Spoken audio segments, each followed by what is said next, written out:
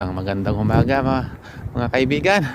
So bali ito, papasok tayo, nag-i-snow. Hindi na kaya ng bisikleta ko yung yelo ngayon dahil ang sitwasyon ito. Tingnan mo, lakas ng snow.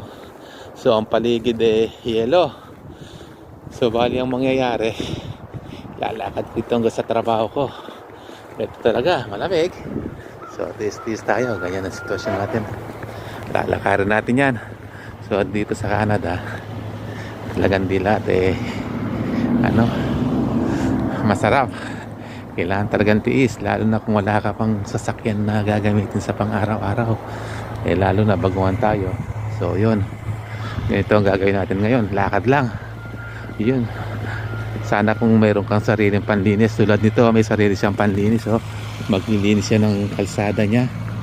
So ito, ganyan yan, ito ang gagawin yan, maglilinis siya ngayon. So yun guys, tingnan nyo. Hello. Yan sila ayan naglilinis siya ngayon. Tingnan natin siya ito, ganyan ang linis niya. Hello. Ito rin siya panglinis So ayun kung ganyan sana ang abutan mo, malinis agad ang kalsada. So yun ganyan yun grabe ang patak ng snow di ba? Ng snow ngayon, grabe. So ako doble na suot ko, ilang jacket na ito. Isa, dalawa, tatlo, iba pa yung nasa loob nun. 5 ata suot kong jacket ngayon sa sobrang lamig. Yan ang snow ngayon. Dumiretso pa siya, maglilinis. Ang lilinis niya dito sa kalsada lilinis din sa kapitbahay.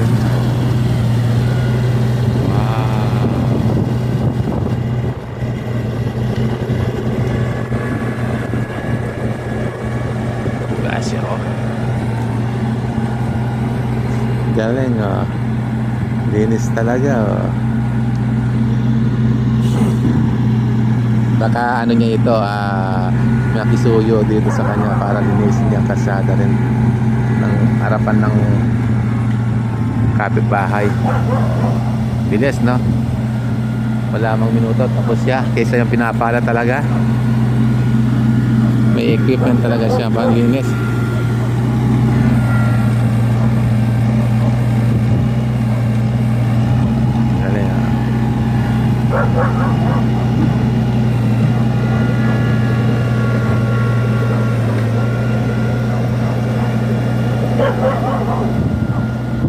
Tignan mo, walang naglinis dito, talagang yelo pa. Ganito kahirap dito.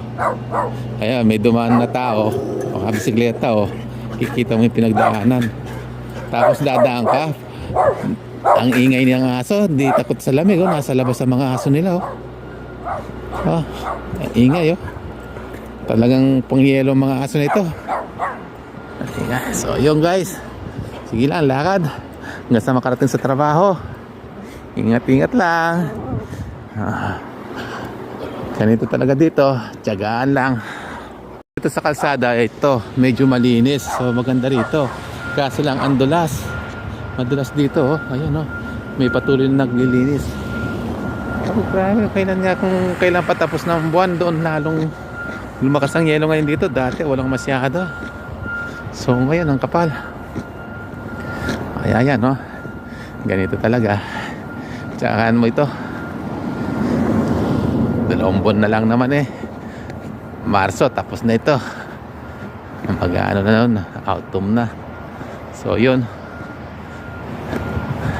konting tiyaga na lang patapos na ito. So ganito kahirap dito, sakripisyo mo sarili mo sa paglalakad, lalo na pag wala kang pang gamit na sasakyan. Ang hirap kasi ng mga bus dito, mamaya pa ang schedule nito, tanghali. Dahil nasa probinsya, ang layo ng interval ng oras ng schedule. Halos 1 oras, 1.5, ganyan. Kaso lang yung timing ng trabaho mo, kung hintayin mo ang bus, malilate ka na. Kung halimbawa naman na mas maaga ka, 2 oras pa lang nasa trabaho ka na, masyado ka na mga advance. So kaya talagang mas maganda na lang yung maglakad ka, may exercise pa. Saka sakto yun sa trabaho mo, yung oras. Ayun no.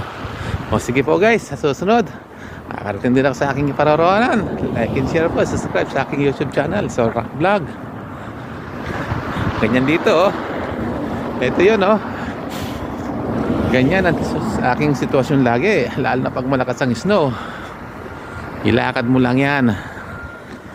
Sige po, bye bye. Bilin sa kasada, ganyang kalalaki oh. So yun oh. Talagang malinis na malinis nito, tapos bubuhusan ng yelo.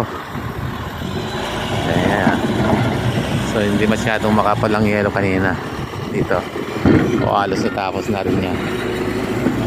At tapos itatambak sa isang lugar, kaya nagagabundok na ganyan, tinatambak sa isang lugar yung mga yelo. Pwede na pang ano ito, pang halo-halo eh. Konti na lang, sangkap na lang ang kailangan, may pang halo-halo ka na. So yun guys, yan, grabe, walang linis ang kalsada talaga. Ganito talaga, yelo pa.